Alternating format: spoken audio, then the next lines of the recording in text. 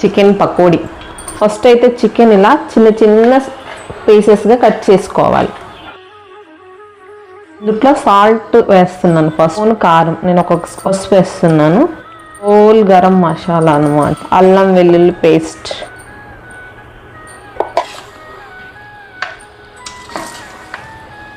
Okay కొందాం. ఇందులో floor ఏంటంటే లైట్గానే వేసుకోవాలంటే సరిపోయిద్ది. ఓకేనా, గిన్నె డీప్ ఫ్రైకి సరిపోయినంత ఆయిల్.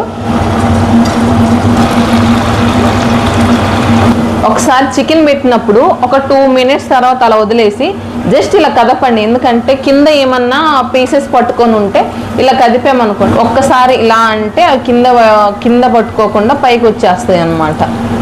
సో ఇప్పుడు మనము దీన్ని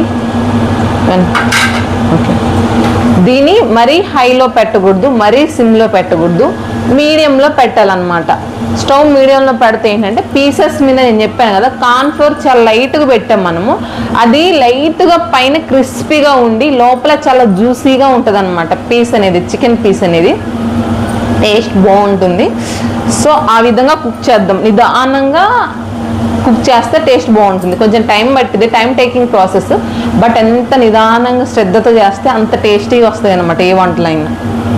కొన్ని నేను ఇన్ని వేసేస్తున్నాను జీడిపప్పు. ఇందులో పాకు నాకు చాలా ఇష్టం అనమాట, వేసేసి దూరంగా ఉంటే బెస్ట్. ఎమ్మీగా ఉన్నాయి కదా, ఆనియన్స్ పెడితే అక్కడ టేస్ట్ సూపర్ ఉంటుంది అనమాట. ఒక లెమన్, అసలు నిమ్మకాయ పిండుకొని తింటుంటే ఉంటుంది టేస్ట్ సూపర్ ఉంటుంది అనమాట. ఇది మన వేడి వేడి పకోడీ.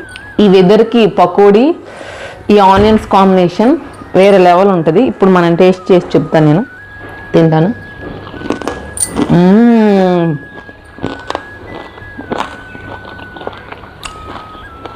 నిమ్మకాయ పిండుకోవాలి, నేను పిండుకోవాలి కదా, నిమ్మకాయ పిండుకొని ఈ పకోడీని కొంచెం లెమన్, ఆనియన్,